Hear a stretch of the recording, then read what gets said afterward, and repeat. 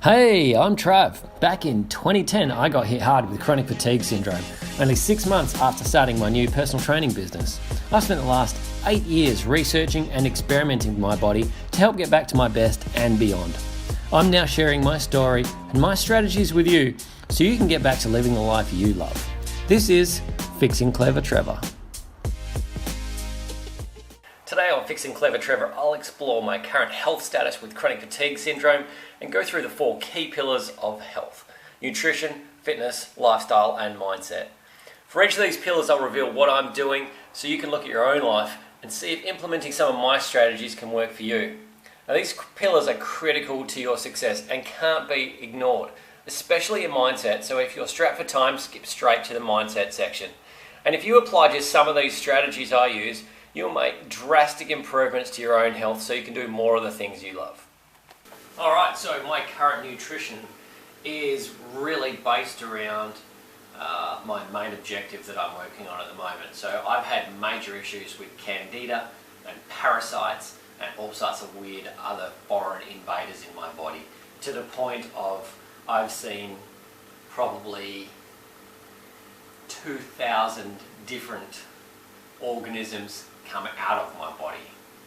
And I know how gross that sounds, but the harsh reality of it is when we get sick, these guys start to multiply, and then we feed them because they feed on the sugar or some of the processed foods that you eat, and then they can get out of control and cause absolute chaos. So when I say that I've seen them, I mean that I have passed them in stools or in enema. I have never seen a live parasite, worm, or other organism crawl out of my body, so don't freak out about that. It's unlikely that's going to happen. There are a small percentage of cases that happen in that, but it's not for me. So anyway, back on track, dealing with that sort of stuff. I'm on a diet where I've eliminated all sugar, or at least to the highest degree that I possibly can. I even have very minimal fruit to stay in that sort of region. I have very small amounts of starchy carbohydrates. I've only just implemented those within the last couple of weeks as I've done a little bit more strength training, and I'm really only having sweet potato boiled 3 days a week, and it's only after my exercise am I having that. So based on my energy requirements, that's kind of something that I felt that I needed to do. Not everyone is going to need that, but when I go through my current fitness and stuff, you'll understand a little bit more with that. Because of the fighting with the Candida, parasites, that sort of thing, I have recently finished doing a cleanse, trying to purge some of that stuff from my body. In the process of doing that, when you kill these things off, unfortunately what happens is it ends up tearing up your digestive system. So just imagine that these little critters are buried into the wall of your intestines, and as they die, the roots come out and leave holes or gaps or scrapes in there, and now you've got this tissue which needs to be repaired. So my diet again is based on trying to fix a lot of that type of stuff. So complete regeneration of the digestive system, restoring the gut, restoring the microbiome, and just trying to get this digestive system back in top working order. Now I know this is going to take me months. I'll start to feel better within about 2 months, 3 months, a good 6 months down the line, and I'll be feeling a whole lot better, as is my experience in the past. So going through my diet, I have in the last week and a half switched to going all liquids up through till dinner time, just to give my digestive system a whole lot of rest. So I'm having smoothies for breakfast, lunch, and afternoon tea. Yesterday was a big day for me physically. I had a lot going on, so I actually had 4 smoothies just to make sure I was getting enough energy in. So my smoothie consists of maybe half a cup of blueberries, sometimes mixed berries, just depending on what I can get, always organic, a quarter of a banana. I know some people with Candida don't like banana. I've found that I can get away with a very small amount, Anything more than about half of a banana at a time will cause issues for me, but if I'm just having a quarter of a banana, probably less than one whole banana every day, I can get away with that, so that works all right. I have coconut water in my smoothies, as that adds just a little bit of sweetness and a little bit of flavour, and that works really nice. I'm using 2 different types of protein. I've got the organic hemp protein, which is really good. It sits really well with my digestive system. I also use the Sun Warrior Classic Plus. This one can be problematic for me at times. This, I believe, has some chia in it, and chia doesn't always sit well with me. Pea protein, yeah, sometimes it's alright, sometimes not. I've found that over the last few weeks my body's settled into this one a whole lot better, so that's been really good. I also use, well, I'll use one or the other of those, so I'm using, sometimes I'll just use all hemp protein on one day, I might use all pea protein, or all the Sun Warrior on another day, or I might have, you know, 1 or 2 smoothies with different ones in there. Another thing I use is gelatin, so beef gelatin here. I don't have an organic one, which would be nice, but again, finances come into play, so I do have that mixed in there as well. On top of that, I have some psyllium husk. I'm putting, well, psyllium husk I only put in the very first one in the morning. I have, what is it? The Vital Reds from Gundry. That's my multivitamin that I've been using for the last probably 2 or 3 months. Seems to be quite good for me. I sometimes use almond meal to get a little bit extra fat, because my body, I'm trying to fuel with more fat than I am carbohydrates. As I said earlier, limiting sugar and limiting starch puts a ton of vegetables in my wheelhouse, but I can't always get enough energy from eating 700 serves of vegetables, or have the time to be able to get it through my system. What else? I will have generally coconut oil. I'll have a tablespoon of coconut oil with my morning smoothie. Sometimes I will put macadamia oil in there to mix things up. Avocado is one of the regulars I use, so quantity depends on the day and how much energy I am going to have to use. And then other supplements, I've got creatine at the moment. Creatine helps with muscle repair. May not be necessary for a lot of people, but again, the organs are still working like muscles, and my theory is it may be able to help with the repair of that as well. And if not, I'm doing enough physical stuff that giving me a little bit of repair over my actual muscular system as well, with potential for growth, is a big benefit for me. So that's something that I've been working on. Glutamine is another one that I've been taking, roughly 10 grams a day, sometimes a little bit more, but generally not less than that.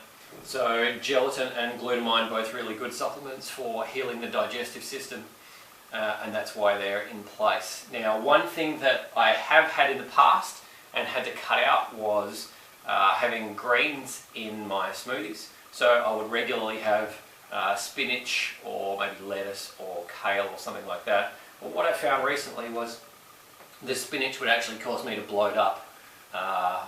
Raw spinach has that effect on certain people, so it really is dependent on the individual as to whether it's going to work for you or not. So because I'm not having any of that greens, I actually have the greens powder that I use.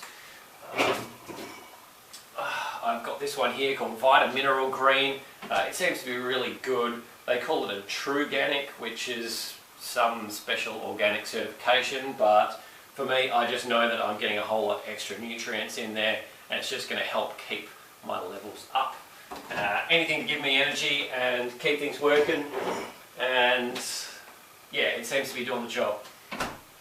So that's my smoothie. The morning one is generally chock full of all of that stuff. Lunchtime and afternoon, I'll limit some of the supplements because I don't necessarily need all the quantities of all of those things at every meal throughout the day. When it comes to dinner time, I'm generally, on most nights, having salmon with vegetables for dinner and some fat going on top of that. So the salmon I'm using predominantly is canned salmon. It's not ideal because it's canned, but again, money comes into play. Buying wild caught salmon fresh is absolutely outrageous as far as cost. So that's something that I can't quite get to at the moment. But the canned salmon is convenient, doesn't cost too much money, and the fish digests a whole lot better than your red meats, white meats, that sort of stuff. Now, as far as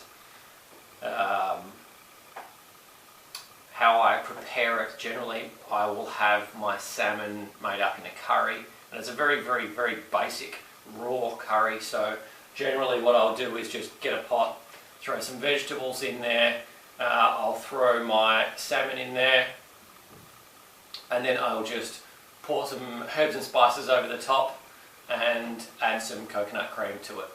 And the rest of that meal is just vegetables. So I'm generally having grated carrots, that's organic. I'm having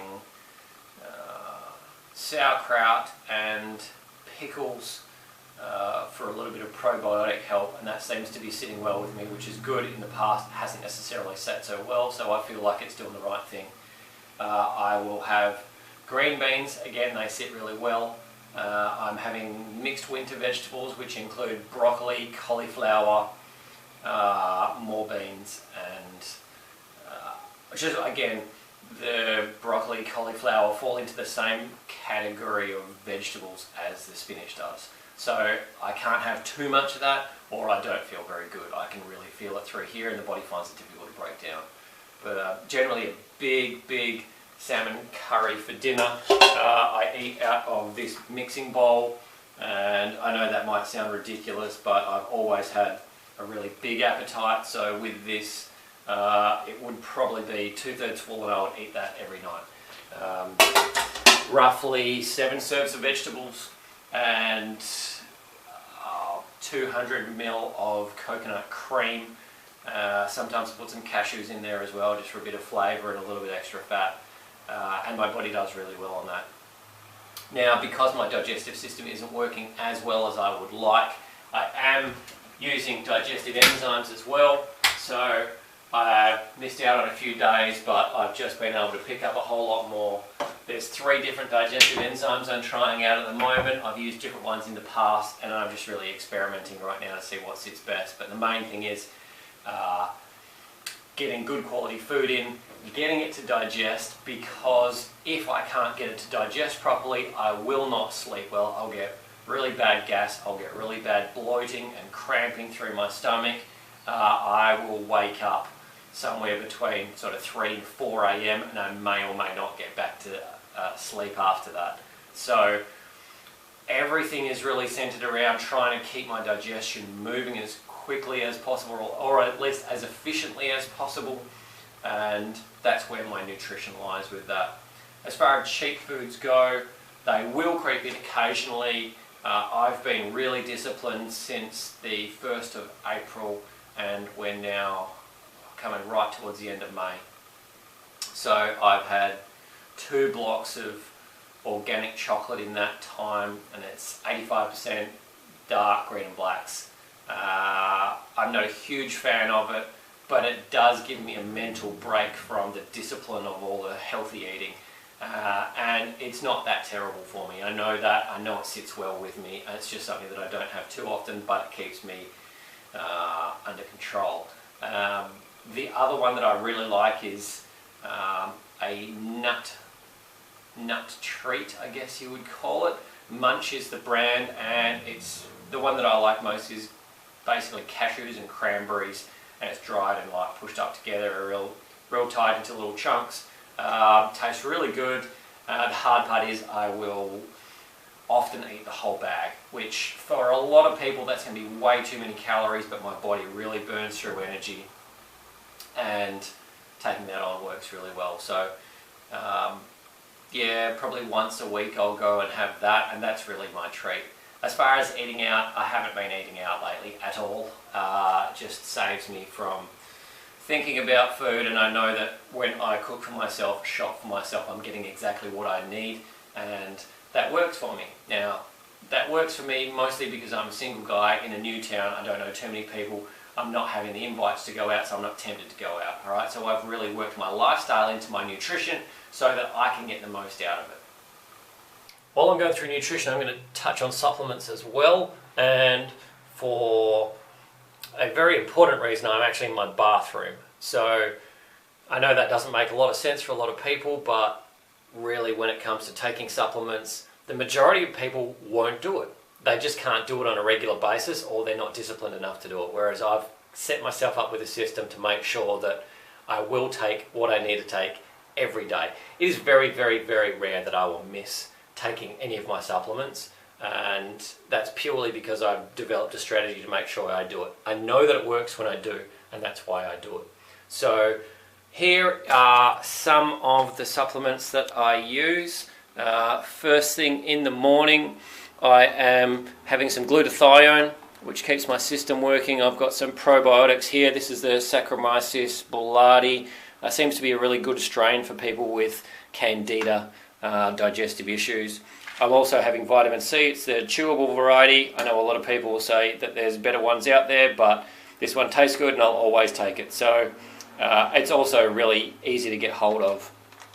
I've got some liver support here.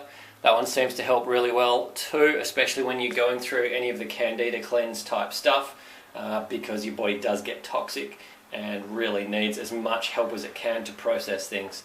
I've got some bicarb soda here. So the bicarb soda just helps with producing stomach acids, I think, just helping with the digestive system, making those stomach acids work properly, or at least come up to a better level.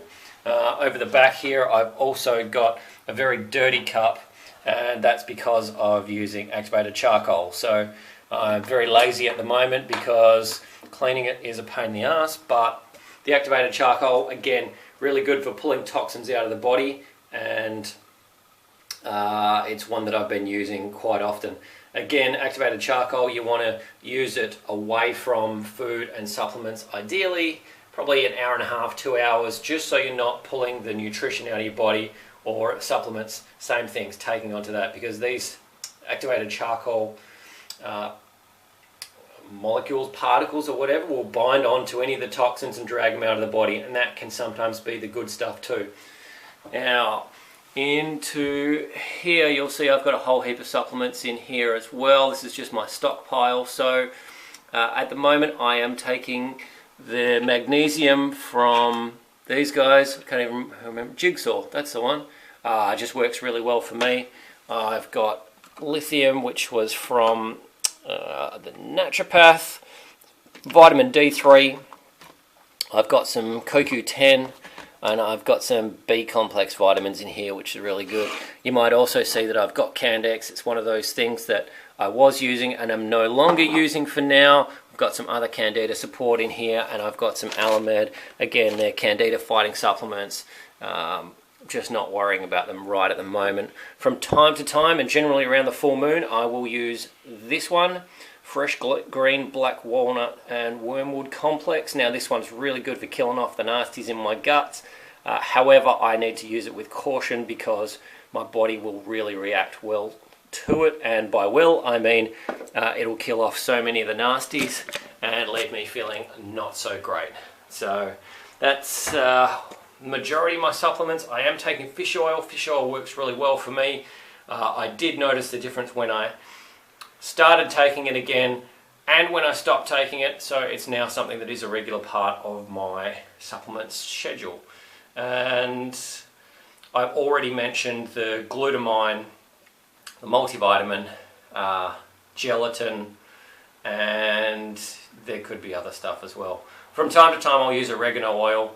I find that's a really good one as well. Anti-parasitic, anti-candida. It just kills off any of the nasties in there. I'm using I think it's American Herb and Spice Co. one, which is a wild oregano. Anyway, really good quality. That's fairly well covering where I'm at with my supplements and that. And like I said before, the main thing is making sure you take them on a regular basis so you actually can get them helping you to do what you need to do. So, like I said, I have all my stuff set up in my bathroom, and that is because when I walk into my bathroom, I'm constantly reminded to take my supplements. Whatever it takes to get healthy, that's really what I'm working on. Another one of the tools that I've used over the years and continue to use is an elimination diet. So an elimination diet looks at all the foods you're eating, taking away some of those foods for a set period of time, and then slowly introducing them one by one back into your diet to see if your body likes them or not. And by likes them, what I'm talking about is your body may react by bloating, gas, pain, cramps, nausea, brain fog, all sorts of different things. So I've been implementing this strategy for many, many years now, and I've refined my diet down to the point where if I know a food is not going to be any good for me or going to make me feel no good, I'm just going to push that out of my diet and I'll stay away from it for as long as is needed. So common culprits are wheat, grains in general, dairy, soy, corn, nightshade vegetables such as tomatoes, capsicums, eggplant, nuts and seeds, and all sorts of different things. Now, one of the concerns a lot of people have with an elimination diet is they think that they may never be able to eat those foods again. And in my experience, I know that this is not true because I've been able to progress through levels. So when I was first really sick, eating nightshades was absolutely no good. I knew that every time I had tomato or capsicum, I would feel really sick, get stomach pains and all of that sort of thing, which was a shame because they were my favourite foods. So I did have to cut them out probably several years, but I was actually able to reintroduce them not too long afterwards.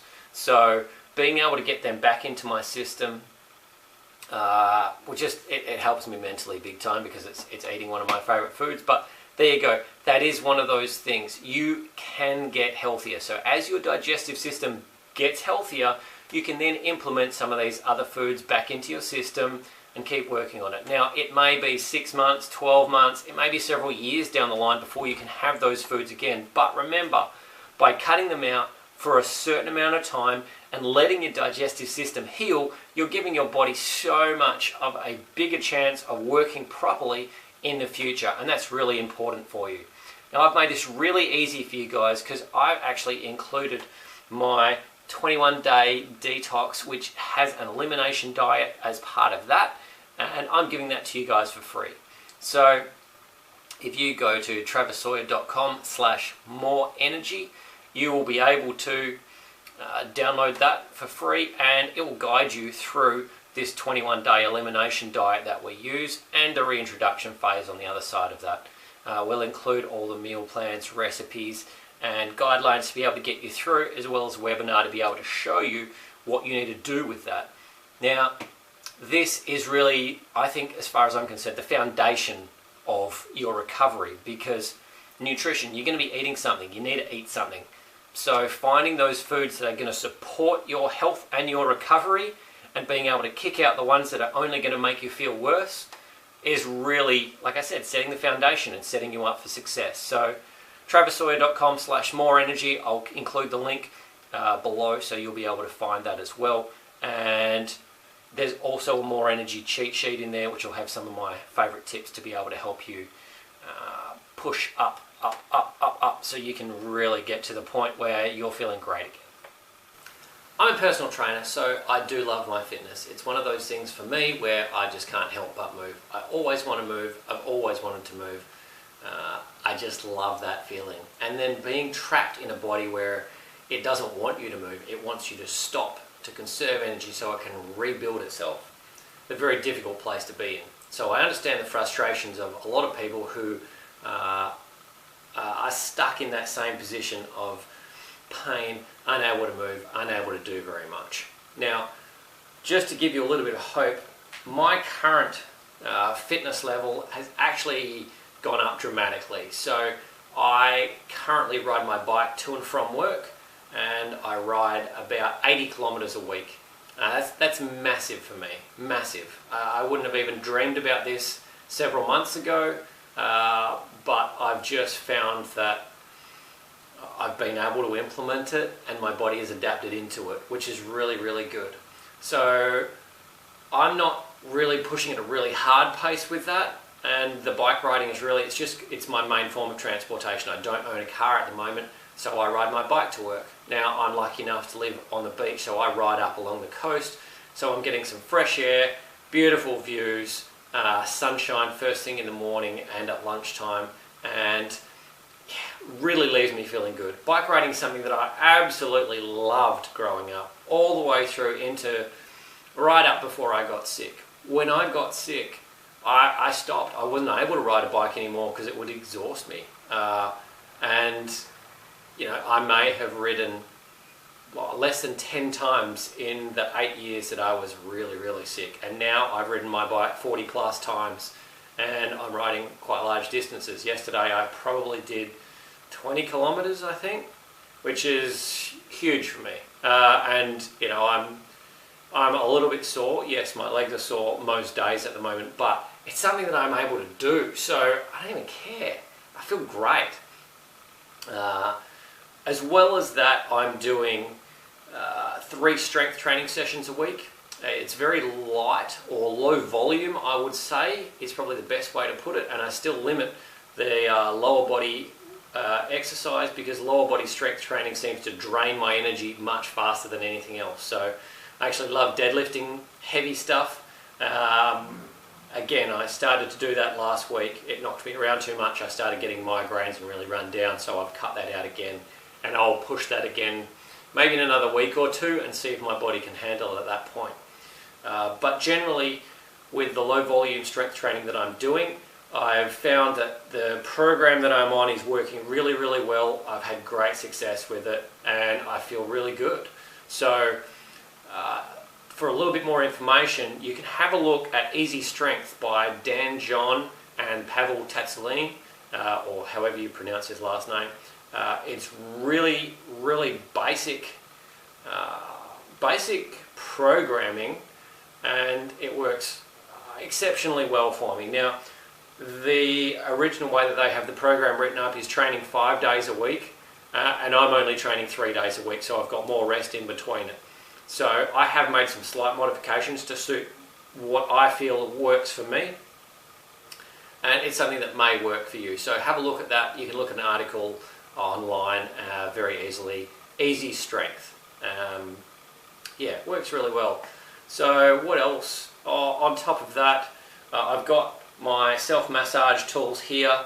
Now, one thing they talk about with fibromyalgia, and I say fibromyalgia, it generally runs alongside chronic fatigue syndrome. So if you only have the chronic fatigue and you don't have the fibro, lucky you. But for me, I'm sore and tight majority of the time. So they do warn against doing massage and rolling and a lot of that sort of thing with the tools. So I've always seen warnings with foam rollers saying if you have fibromyalgia, maybe don't do it. Well, in my experience, if I don't do it, I feel terrible. If I do it, I feel so much better. I can get instant relief in some cases. So use your own discretion. Remember that I am a professional. I am trained with a lot of this stuff, and I've had extensive experience. So I really think you're best to work with a personal trainer or health coach or doctor or physio, some sort of rehabilitation specialist that can help you with that depending on your own condition. But for me, massage tools are very important. I've been using foam rollers for many years now. I'm now up to using a rumble roller, which is a lot more brutal than a lot of them, but that's because my muscles are a lot more pliable than they once were, and this is really what gets in and works for me now. This is the Mobility Wad Supernova, and this is the most impressive massage ball I've ever used. It seems to be to have built-in wizardry, which will just push muscle fibers aside and give instant relief, better than anything else that I've ever used. So if you don't have access to something like that, and these are quite expensive, I'm talking $50, $60, just a basic massage ball, this is just a bouncy ball, which is hard enough, is generally good enough for being able to dig into those muscles and give you some relief.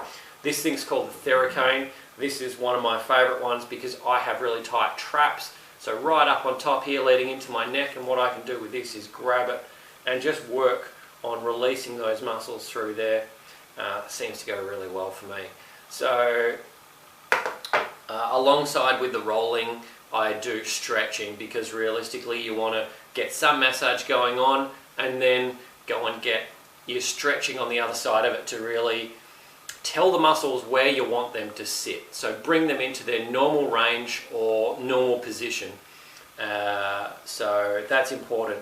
Now, using the foam rolling tools or massage balls is great.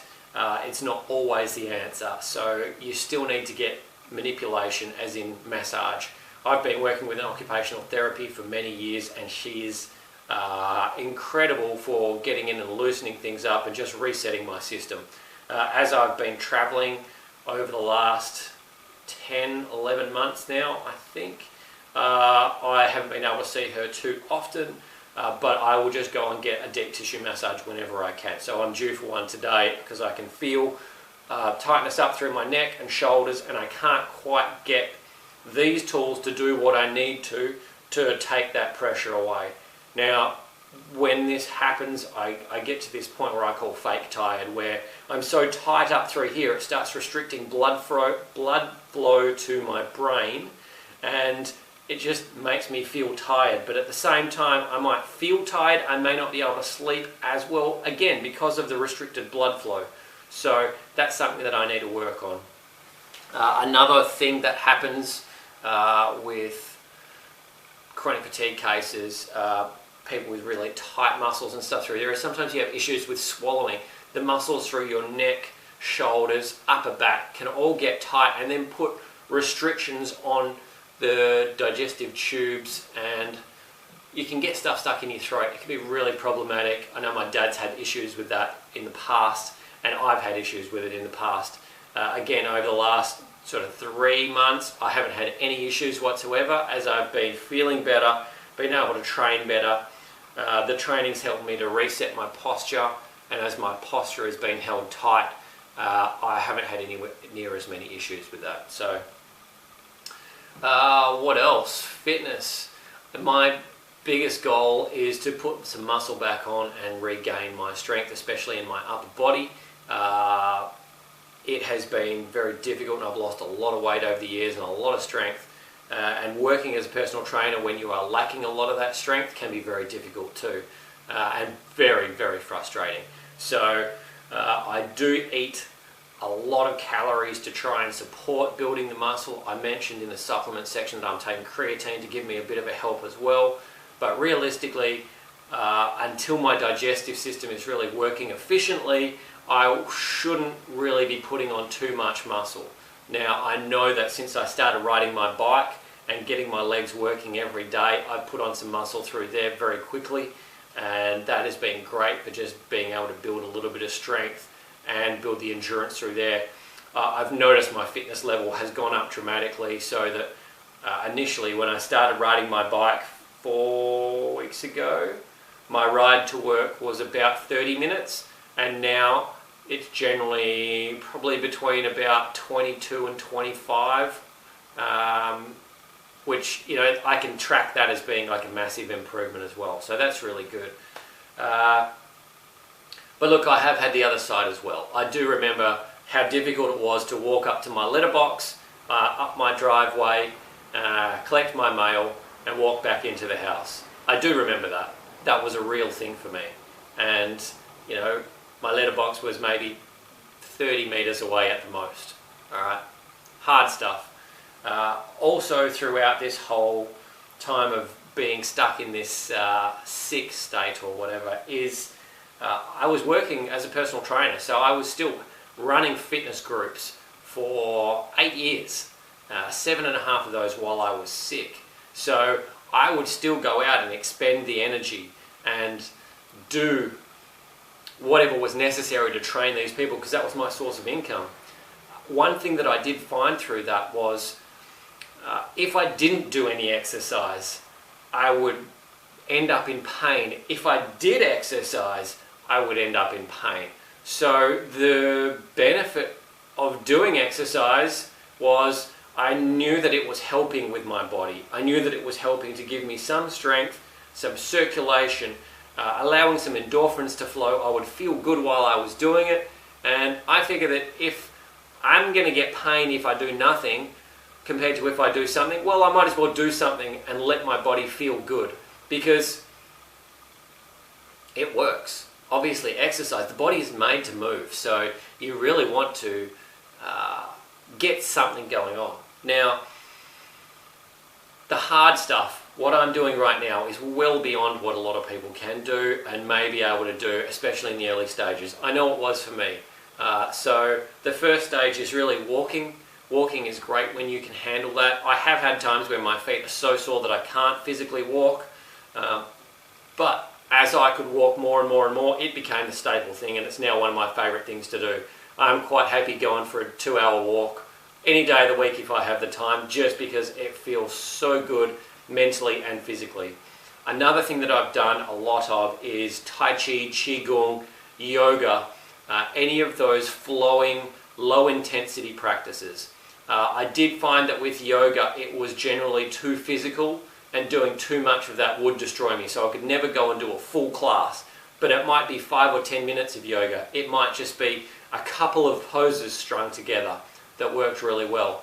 Qigong, Tai Chi, nice slow flowing movements. These, as well as the yoga, help to build energy, so they are supposed to be a really energy building thing.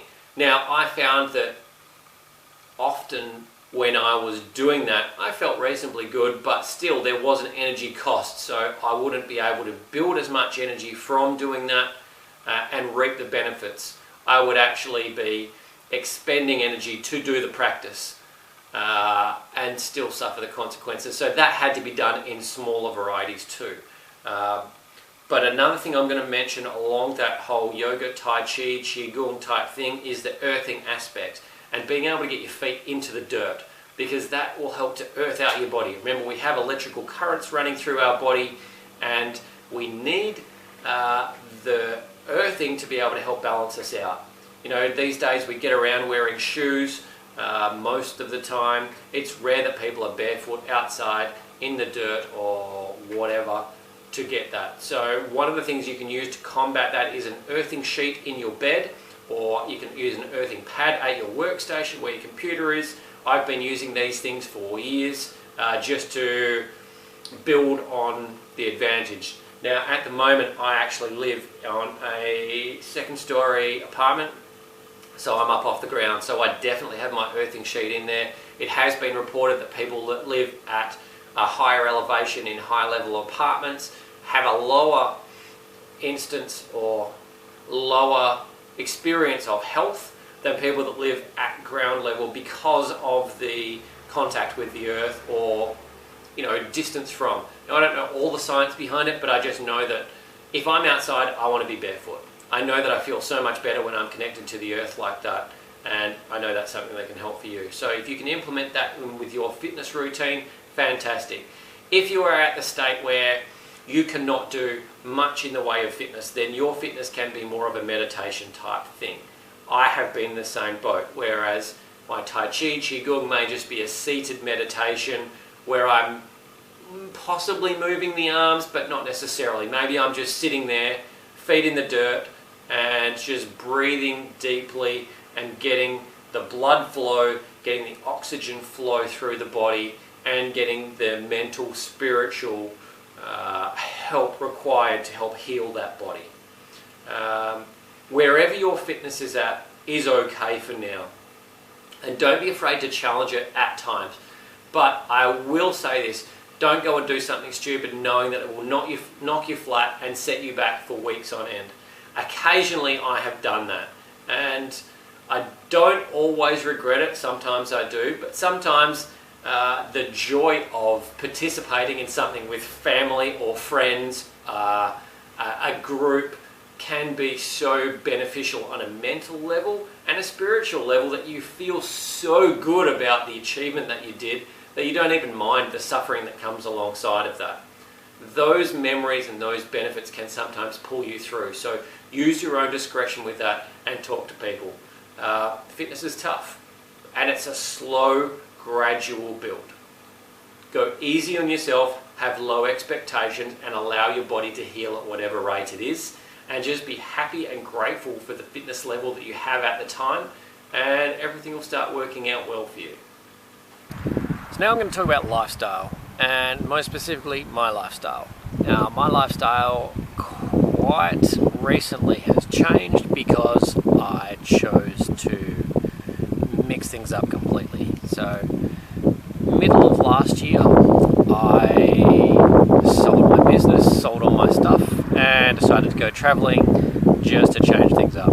Now, to even get that point took me about 2 years of preparation and planning to decide that I was going to sell my business and to decide what was going to happen after that. Now, short story long, I sold my business in the end of June of 2017, and I went travelling around Australia for a while just to have a bit of a look, change things up, change of scenery, and do something completely different to my regular routine. My regular routine was very disciplined and very much centered around purely just health. There's not a lot of joy in there, there was not a lot of fun, but it was what I felt was necessary just to be able to keep me getting through the day, to keep me earning enough money to put, food into my body and keep getting healthy and all of those things.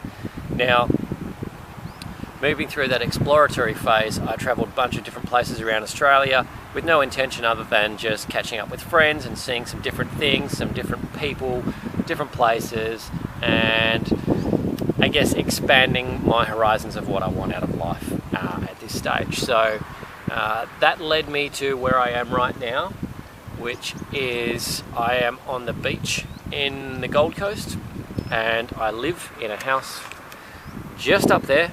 So yes, I'm right on the beach. It's about 200 meters walk to the beach from my house, and that is a great lifestyle. But that wasn't it wasn't necessarily by accident, but also wasn't on purpose. So I'd always had that mindset and visualization dream of being able to live on the beach, and through my travels things just opened up for me. So when I was up in the Sunshine Coast checking out things up there, I decided to move down to Byron Bay for a while to have a look down there. On the bus I travelled through a particular area. That area appealed to me for some reason. I don't really know why, but I thought, kind of nice there. After about a month in Byron, I decided, you know what, I should probably start doing some work because I feel like doing some work again. It had been 4 or 5 months since I'd done anything, and it seemed like a good idea. I applied for some jobs, one being a personal training job, and I just indicated that I wanted to be in a particular area. The job wasn't there, but strangely enough, when the guy contacted me, there was a potential opening in that area. And it turns out that a little further down the line, I've met up with the guy, and now I have a job in that area. So I kind of chose where I wanted to live and work before I had the job.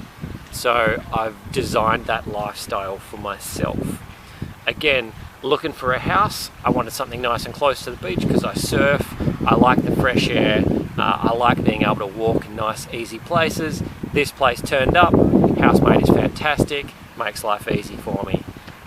As I've mentioned before, I ride my bike to work, so this is my view, and I ride down that way to work along the beach every day, and it's bloody fantastic, I'm not going to lie.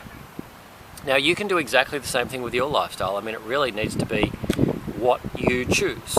So, I say I ride my bike.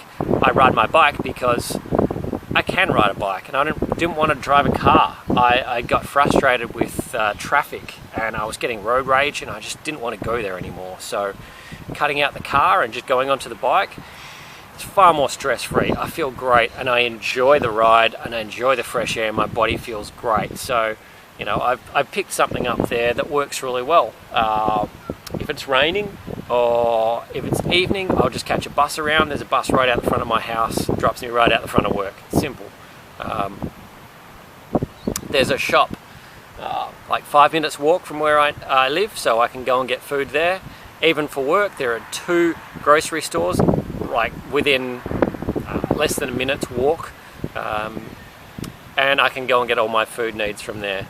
For my entertainment, quite often I'm just riding my bike or hanging out down the beach, or I might be surfing or what have you. So I'm already here. So I've designed this lifestyle that really works with my recovery. It's a complementary thing to me getting back to being healthy again. And living where I live, I just feel great. I'm happier here in somewhere that I don't have my family and friends. I'm not earning a lot of money, and I haven't been happier in a very, very long time. So the question then comes to you is like, what do you want? What do you want your lifestyle to look like? It may take several years to get there, but if you actually have a plan of the things that you want and the things that you don't want, then you're far more likely to be able to reach your destination. You know, it's going to be very difficult to hit the target of a dartboard if you've got your eyes closed and you're just throwing darts all over the place. You might impale a whole bunch of people but not get anywhere near the target. Not until you open your eyes and decide that that's where you're heading to, or that's what you want to aim for, will you have the potential to actually hit that. So what do you want out of your lifestyle? What do you want? Who do you want to be with? Who do you want to spend your time with? Where do you want to be? What activities do you want to do? All of those things are really important for you getting back to you, because as I said, you got one life. Choose how you want to live it. You know, you can change. I've changed dramatically just through certain choices, and there are sacrifices. Don't get me wrong with that. Like, there are some big sacrifices sometimes as well, but it doesn't mean that you're going to miss out in the long term. It may just be a short-term thing. So figure out what you want, figure out how you want to live, go get it. That's all. Mindset. Now, your mindset is super important, probably the most important part of this entire healing process. I was never of the opinion that I will never get better. Never at any point. I was always of the opinion that I am going to come out the other side bigger and better and stronger than I've ever been in my entire life. I still stand true to that. Now, there is a lot of people that will question, can you ever fully recover? And there's a lot of people out there who are still suffering after 10, 20 years because they haven't been able to find the right answer for them. Whether they're still digging or not, who knows? A lot of people will give up. But for me, no. I know that, all right, I got sick for a reason, and that sickness is part of my journey of health, because I actually got sick while I was trying to get healthy. So really, it's just a blip in the road, and I'm going to come out the other side. And frankly, I would not trade getting sick for anything anyway, because it's taught me many lessons in life and helped me become a much happier person. And look, I'm much happier now and much more peaceful now than I've ever been, even though I don't have everything working for me just as yet. But that's okay. I know it's a process, and I know it's my journey in life, and I'm able to help people going through all that sort of thing. And that's a big benefit for me, because it feels like I'm actually on track and doing what I'm meant to do. So mindset, some of the tricks with that, or some of the things that are very important are gratitude, especially. Understanding that you got sick for a reason, and maybe there's something deeper behind that. Now, it might be different for all of us, but, you know, like I said, I'm grateful for getting sick. I learned so much along the way, and now I can relate to people way better, and I can help people in a much greater capacity. So I'm able to share this gift with the world, which means that everybody benefits from it. As far as gratitude goes, I think a gratitude journal, or just a journal of any kind where you can note down some of the things that you're grateful for and some of the people that you're grateful for, doing that on a daily basis is a really great practice. It's something that I've implemented over the years on and off, but very consistently for the last probably 6 months or so. And I really find it is a vital part of my morning routine and part of my day. I really enjoy going in there and putting down some of those things. So every day I like to think of one person that I'm grateful for, who I'm just happy that they're in my life. And I may contact them there and then, or I might just write their name down so that they're in my thoughts. And it's funny, quite often they might just call me or send me a text or something.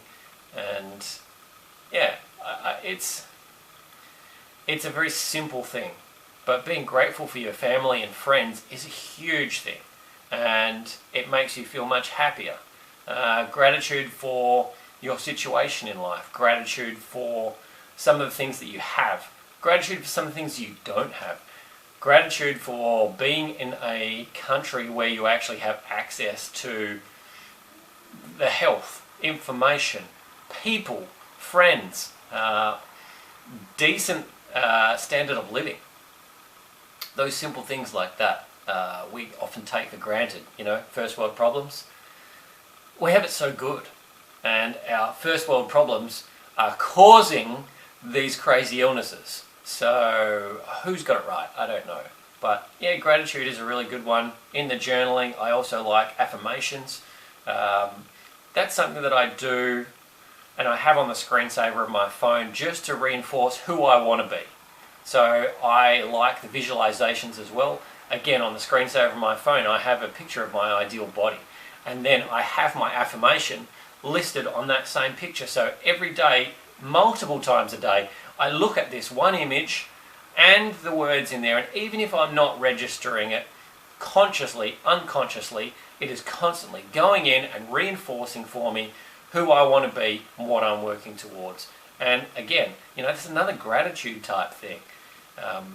Your affirmation can be whatever it is. And an affirmation really is a projection of what you want to be and reinforcing that. So for me, I have the affirmation of I'm supple, strong, happy, healthy, fit, financially free, and romantically fulfilled. Okay, now that is a simple, all-inclusive thing that I can say in one sentence, which puts me in a frame of mind that really, I guess, directs me to where I'm going in life. And when I have that direction, I know the next thing that I've got to do, or I can keep focusing on the next thing that I've got to do to get healthier, to get fitter, to get smarter, or more of an advantage in my healing, to contribute more in business and my employment and sharing with other people.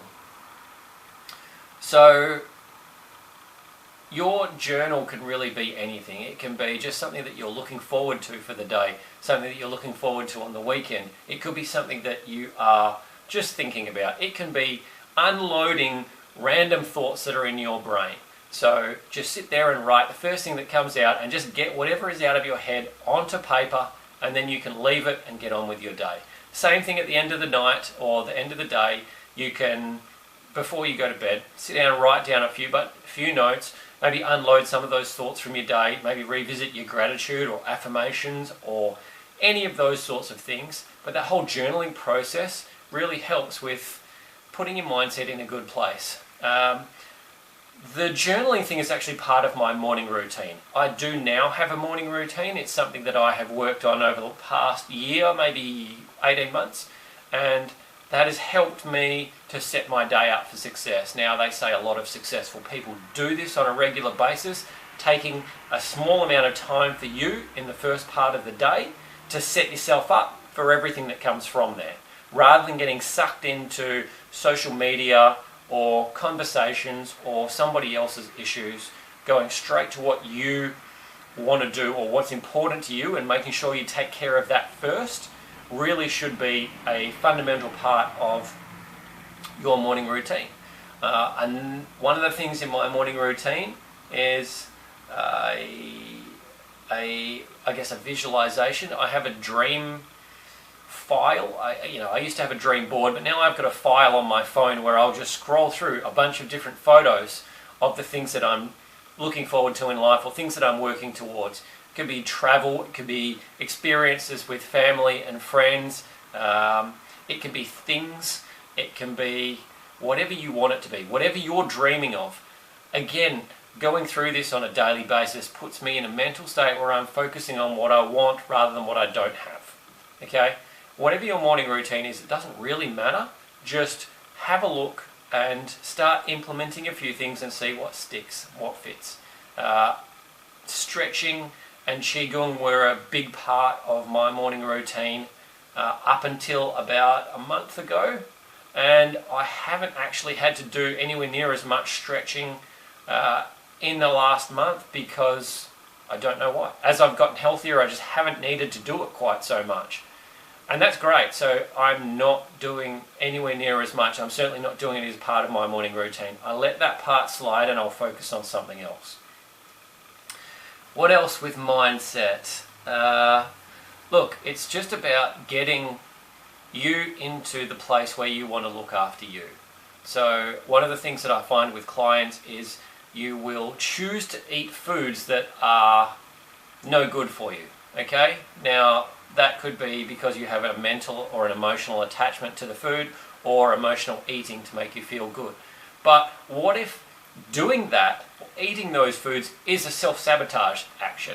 I know it has been for me in the past, and I also know that it can take a long time to get over some of those things. Because sometimes when you're in this sick state, there is very little joy in your life. With very little joy, makes it very difficult to get out of bed and go through and do what you've got to do in life. And sometimes that joy, when you can't exercise or socialize or those things that take that energy away from you, well, you kind of go back to food because it's always there and it's so accessible. You can get something really nice and it'll make you feel good for a little while. Unfortunately, that little while goes very quickly, and a lot of the time guilt comes on the other side of that, and then the body starts to feel nasty from those nasty foods that you ate. So just be careful of that self-sabotage thing and have a look and see if it's in your life. Eventually you will move to a stage where you are able to be more and more disciplined, and that's great, but it's going to take time. Along that journey you will also go through stages of binge eating, and it may just be on one meal. And you might think, oh no, I've ruined this whole thing. Well, I'm going to tell you right now that you won't have ruined your entire progress from one meal, even from 1 week. It may put you back a little bit, but sometimes mentally you kind of need that little thing to spur you on, to give you some relief, and then to give you some more direction to go on to the next thing as well. So be aware of that. I have been at a point where I've eaten ice cream for breakfast. I'll admit that it's not my finest point, and it certainly wasn't, like, I knew better than that. I knew better, but imagine that the bugs inside me, the Candida, the parasites and that sort of stuff, imagine that they actually took control of my brain and forced me to eat that food. Now, that may sound like absolute crazy talk, but these organisms have the ability to tap into our nervous system, and when they crave sugar, they can make you crave those foods, even though you know it's no better for you, and you may feel completely powerless against them. It happens. So you can't always say, oh, I'm so weak, I'm so this, I'm so this. You're not always in control. Okay? Some of us may have gone through those stages where you don't know why you said the thing that you said, you don't know why you acted the way you act.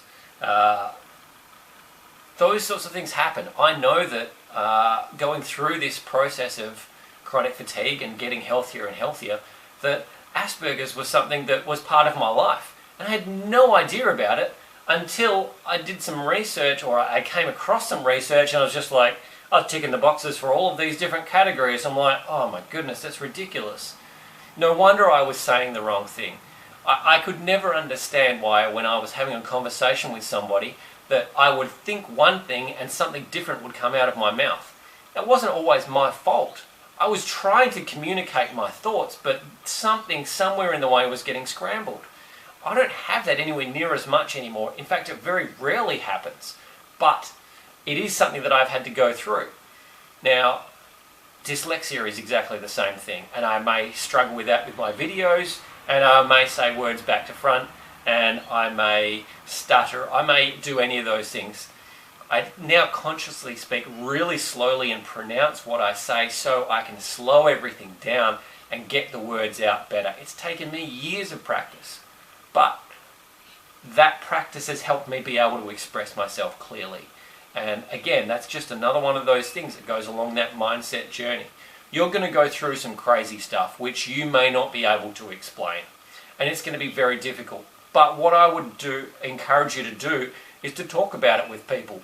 The more people you talk to about these things, the more answers will come up, because you would be surprised at how many people have the same sort of issue that you have, or have suffered from it in the past, or know somebody who's gone through that. And then that sharing of a little bit of information from you can then benefit you, because somebody else might be able to share something with you that helps you to get better. You just have to open up to people and trust that they are looking out for your best interest. And that's the thing, most people really are. They want to help you. Nobody likes to see somebody sick. Nobody does. It's against our human nature. So share who you are, share what you're going through, especially with close friends. And I'm going to mention this one as well, because I find it's very important. You are going to have to say no to some people. And that's not just saying no to invitations to do stuff, no to events, what have you, but it's also saying no to certain people in your life, or cutting them out of your life because they may be energy draining, or they may just be a negative influence. They may be leading you in one direction where you actually want to go in this direction. Are they supporting your health, or are they taking away from your health? The ability to say no is a very, very tough and learned skill, but it is going to be very, very powerful for you to actually get to a point of getting what you really want out of life. Remember, you only have one life. Live it the way that you want to live. If you want to live on everybody else's terms, well, I mean, how are you ever going to get healthy? Because you're going to be led this way and then this way and then this way. Choose which direction you want to go, and then be disciplined with how you get there, how you proceed. Yes, saying no to opportunities may be very tough. It may be limiting you financially, it may be limiting you socially, and all sorts of things. But where is your priority? Is your priority your health? Do you really want to get healthy? Is your health more important than your social life? Is your health more important than your finances? I learned this the hard way. I was far too focused on my social life and my finances that my health wasn't a priority. It was further down the list. Then I got sick. Now my health is my number one priority, and I've given up a lot of social life. I mean, a huge. My social life has been severely limited in the last 7 years, and is very, very tough. Same with my finances. My finances were hit really hard. I had a business, I built it up to a reasonable point, and then I chose to really focus my health on one area and put everything into that, and I let my finances slip to the point where I had to take a loan out so I could actually have enough money to live off, just in case I had extraneous health expenses that were going to cost me more money than I could potentially make. But that was my choice. So with your mindset, it really comes down to, what do you really want for yourself? How are you going to go and do it? And then executing that plan and readjusting the plan on your way there. There is no one-fits-all map to getting to where you want to get to, because we're all individually different. We live in these individual circumstances, lives with different events that are going on, different locations, different people in there, a completely different cast and script to the movie, but you can make it whatever you want to, however you choose. It really comes down to you. So I hope my discussion about the 4 pillars of health in relation to my life and chronic fatigue recovery has helped inspire you with ways you can level up your own health. But remember, nothing happens if you don't apply the ideas consistently until they are daily habits. Always start with the foundation, your diet. And to help you along, I'm sharing my 21-day detox program so you can work out which foods leave you feeling good and which foods leave you feeling bad. I'll also give you my More Energy cheat sheet to boost your recovery faster. Just head to travissawyer.com/moreenergy to download both as my free gift to you. All the best, and I wish you a speedy recovery. Next time on Fixing Clever Trevor, I'll bring you along on a day in the life of a personal trainer coming to the end of chronic fatigue after more than 8 years. You'll see a number of the strategies I use each day to manage symptoms, treat underlying issues, and overcome obstacles that we regularly face. I'll show you what's in my morning and afternoon smoothies, what my meals look like, supplements I take, my exercise routine, meditation techniques, my sleep routine, and more. Stay tuned.